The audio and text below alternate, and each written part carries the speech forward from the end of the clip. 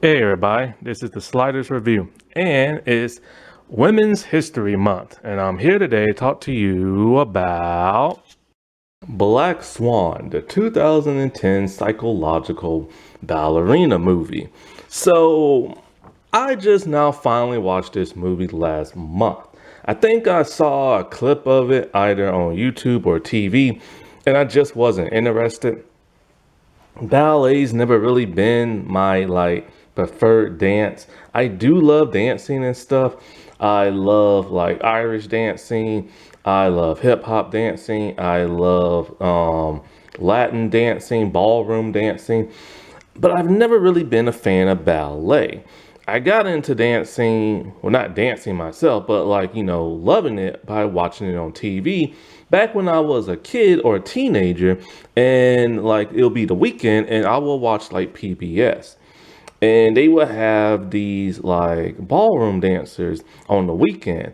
And the only reason why I started watching it is because the women look hot, especially in their outfits with their long legs and their muscular legs. I'm like, So that's what started getting me into dancing.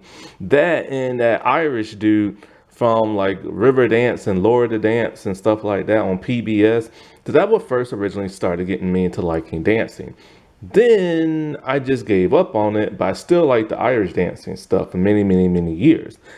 Then when I was in college, I started watching So You Think You Can Dance, and I just absolutely fell in love with it to where I started watching Dancing with the Stars and everything like that. Dancing is just amazing. Like it's for really gifted people, you know. And you have to have a certain mindset. You have to focus. You have to be determined. Like you have to in order to get that like perfection and stuff. And that's kind of like what this movie, and well, actually, this is what this movie is about and everything. And but like I said before, I've never really been into ballet, mainly because being a boy growing up, you're taught that, oh, ballet is for girls, and and it's not cool, and so you already have that mindset in your head. Then, since because of that, I've never actually seen it. I've never gone to a play and saw it. I never went to a dance recital and saw it. I never saw it on TV.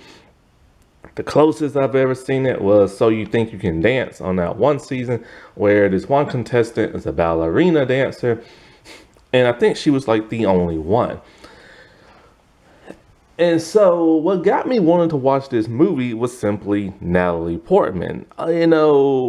Natalie's a really good actress, and the only things I've ever seen her in are actually Star Wars and those Marvel movies and those Thor movies. And so, like, I'm kind of like, I really want to see her in something else that's not fantasy. I really want to see her in a movie where that made her a household name. And so I'm all like, oh, that Black Swan did that, so I might as well watch that. Years ago, I tried to watch V for Vendetta. I just could not get into that, so I never got to see that, sadly. One day I'm going to try again. And I was going to watch some movie she was in with Tobey Maguire, like Two Brothers or something like that, or Brothers. I don't know what it was called. But I heard it didn't do well, so I decided, I'm not going to watch it. But I really wanted to see her in something other than like SNL. Those rap videos and SNL, oh my God, dude, they're just hilarious. You gotta watch them, man. Like, they're so awesome. And so this movie was directed by Darren Aronofsky and written by that of Mark Heyman. And it stars Natalie Portman, but it also stars Mina Coolidge. Her. Okay, so here's the thing. This is why I don't like her. I've never had a problem with her until, I heard that she lied about her age during the audition process of that 70s show. She was actually 14 and lied about being an adult. And, she had to have an on-screen boyfriend, and he was 20 at that time. And I'm just kind of like, that's so nasty and disgusting. I get she wanted to be on the show, but you gotta remember, he had to kiss her on that show, and he was an adult. But that was only like, I heard about that. But then what really got me is like that whole Danny Masterson thing. Like, he was found guilty of like sexual assault, and her husband, who was her then on-screen boyfriend on that 70s show, Ashton Kutcher, they wrote a letter of support for him, and it got made public. And basically they're saying he's a good guy and he treats people with respect and all this other crap. And it's like, dude, he has harmed women. How can you say that crap just because you're his friend and because y'all was all on that 70s show back in the day? So then both him and her decided to apologize, which made things worse. Their apology basically said that this was intended for the judge and they didn't think everybody would read it. That's even worse. The fact is, he's done nasty stuff to women and he has gotten away with it. And most likely, they probably knew about it and stuff, or have heard rumors about it and decided to turn a blind eye. So as a result of this, Ashton, like, he founded an organization called Thorn, which basically helps kids who's been like sexually abused and stuff, trafficking and videos and all this other crap. So he resigned from that, and I think she helped was a part of it as well, and she resigned because they had no choice. That letter of support is disgusting and everything. It's basically the equivalent of that lady who was on the Cosby Show who played the wife. It's like when your co-star and friend does something wrong and they're proven to be guilty, why are you still supporting them and everything? It's like you don't believe they're victims, and they basically probably don't and everything. This is why I'll never like her again. But then again, like I said, what do you expect from somebody who lied about her age just to be in a TV show? And then later went on to marry this man, and he's no good because he cheated on his ex-wife. And then soon after, like sometime after it passed, after they divorced, these two got married. They're disgusting. But anyways, it also has a huge supporting cast of like really famous stars. Barbara Hershey, Janet Montgomery, which I didn't even know Janet was in this movie and stuff. You should watch her in Salem. Winona Ryder and Sebastian Stan. And so Black Swan is a really unique and interesting movie that was a critical acclaim. It had a budget of $13 million. It made $330 million. The way Darren uses the camera is very unique. Like, it's a lot of close-ups on like people's faces so you can get their raw expression and everything. The way the body, like the way he positions the camera on the dancers' feet and their back and like their legs, you really feel ingrained in the musculature of these people's body, the way the muscles and the skin folds and twists and turn when it's not using CGI, by the way, when it's like the real thing. It really puts you in the frame of mind of like, not only what the body can do, but the unique story a body's muscles can tell and everything. And the thing about this movie is you really get in the mindset of what a lot of dancers have to go through. Pressure, stress, dieting, all to give that perfect performance of just one dance recital that can make or break their career. And the stress is very real in this movie to the point that where Nina Sayer, she is going through like hallucinations. She's like, vomiting to try to stay thin. Like the toll of the stress is really pounding on her head to where she just loses the grasp of reality and everything. And a lot of dancers have to go have probably experienced the very similar thing. Dancers have, athletes have, like, could you imagine what, like, gymnasts go through, and like football players and basketball players and cheerleaders and stuff? It's like the underbelly of, like, dancing and sports and all this other stuff. And it's all just to be famous. It's all just to give that perfect performance. And a lot of people just scratch their head like, why? Why would you go through this? It's kind of like when actors will gain a lot of weight or lose a lot of weight for like a movie performance. And normally those movies do very well sometimes, but when they do wrong, they got to put even more crap on a person's mind, thinking, wow, I just put my body through all this, I transformed myself, and people did not like it. And I feel so bad for these people. Like, I really do. And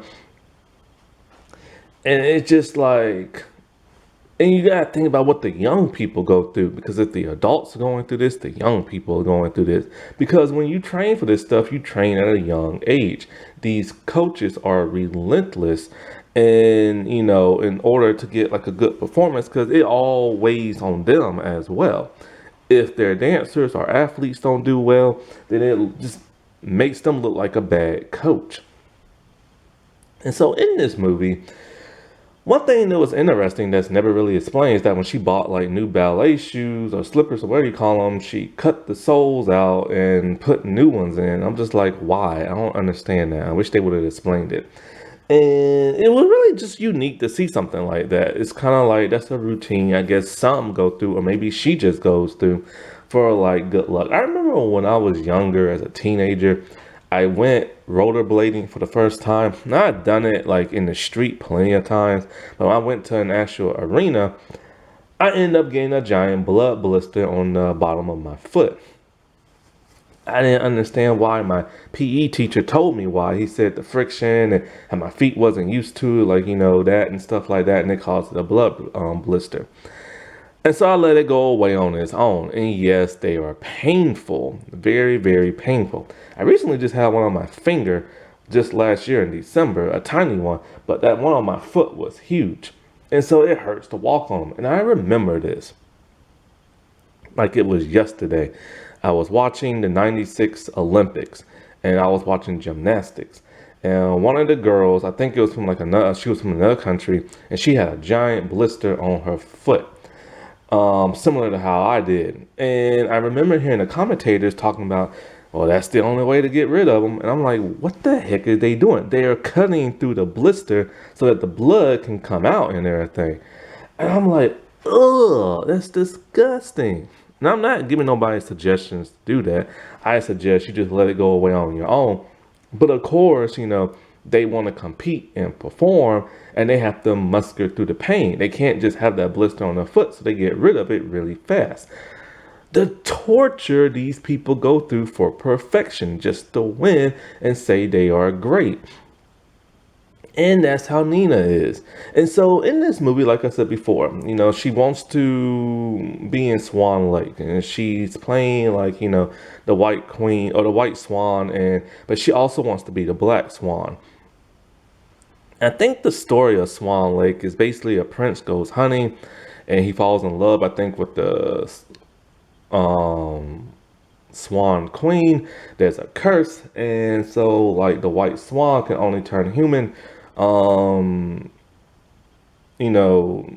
like daytime and midnight and crap like that.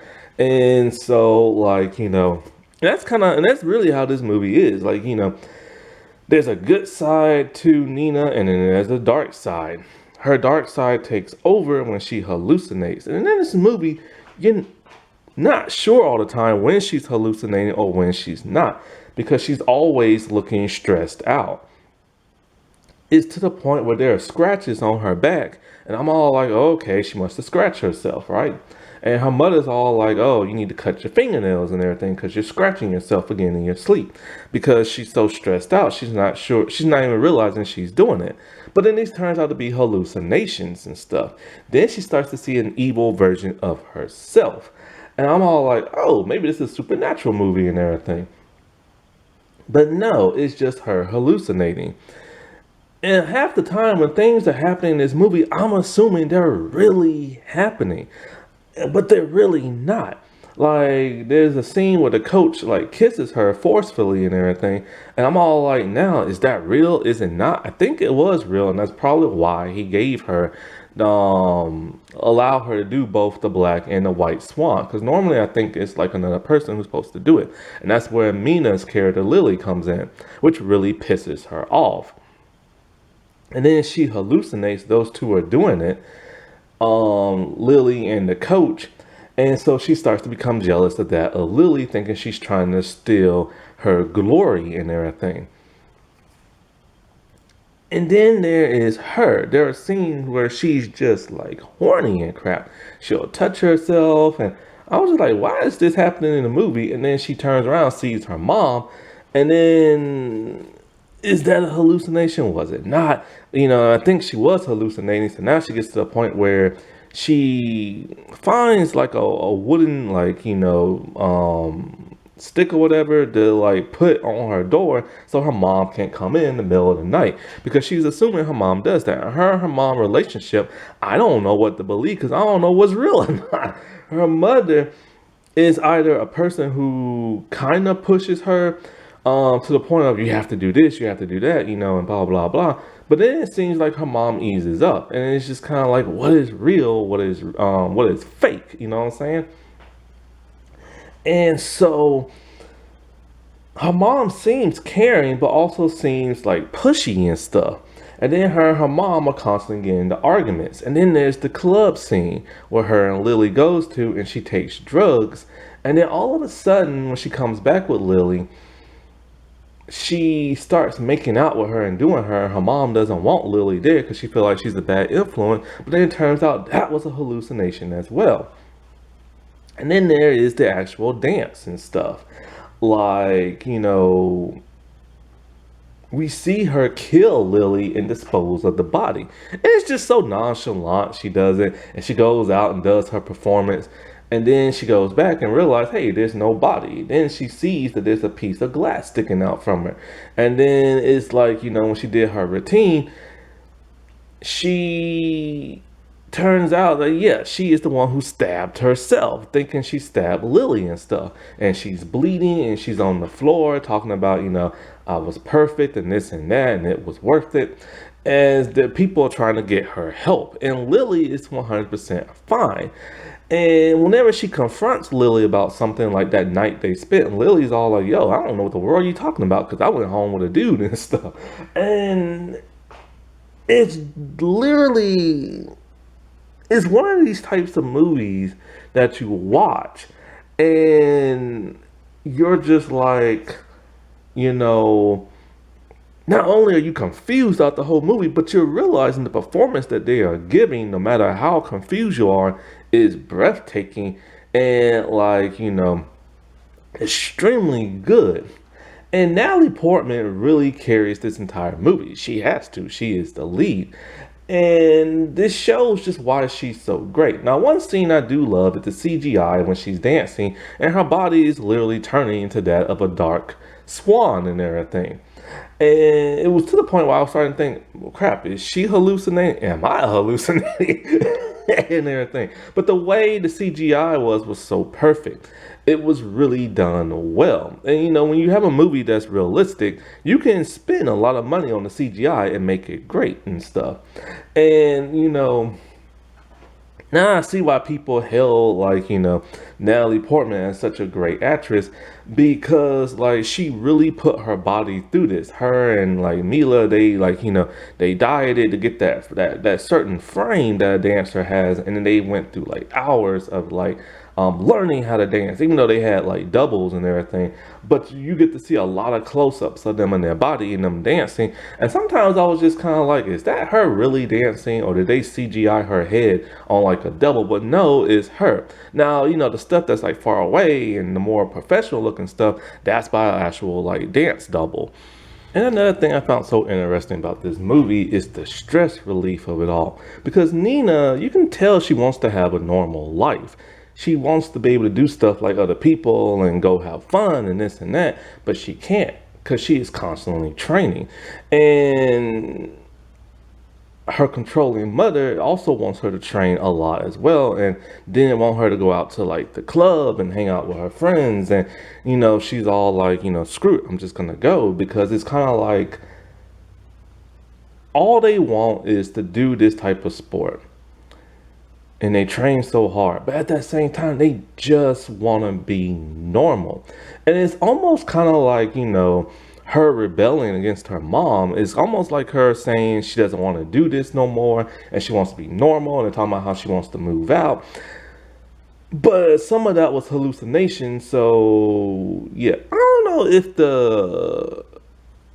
I don't know if there's a filter when she hallucinates or not. Maybe there is.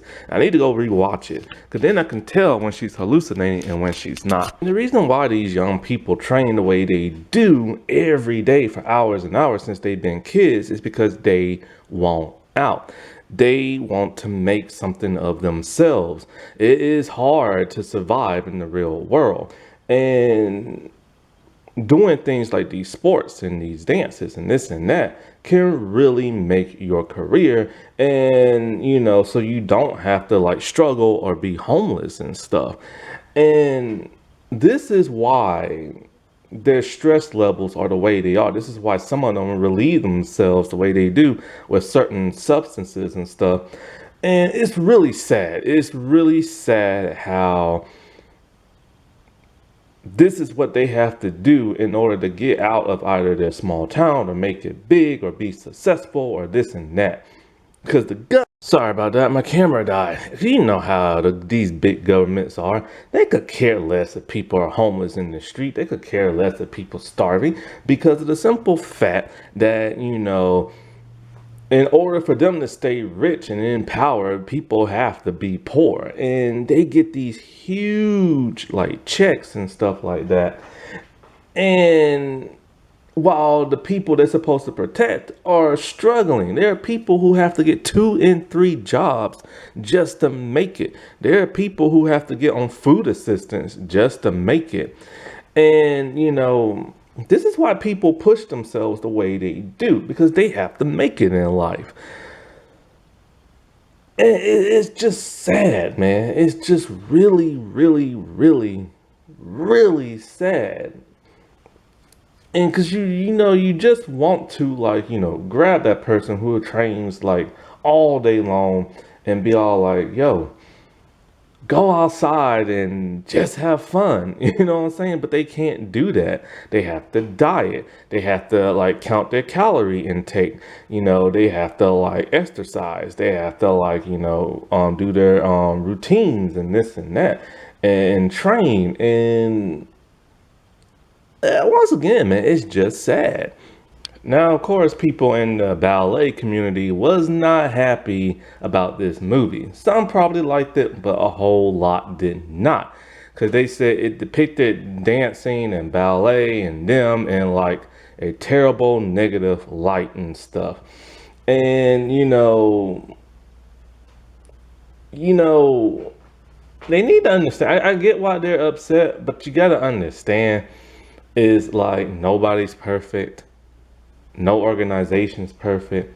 And I bet a lot of like dancers go through crap like this, not to the extreme level, but something similar, because so many athletes and stuff are on like substance abusers and stuff like that. They stress out. They do things like they shouldn't be doing. And it's just kind of like, there are reasons why movies are made like this, to depict what people go through that ordinary people don't realize. Happy Women's History Month, everybody. All right. Well, I'll talk to you later. Bye.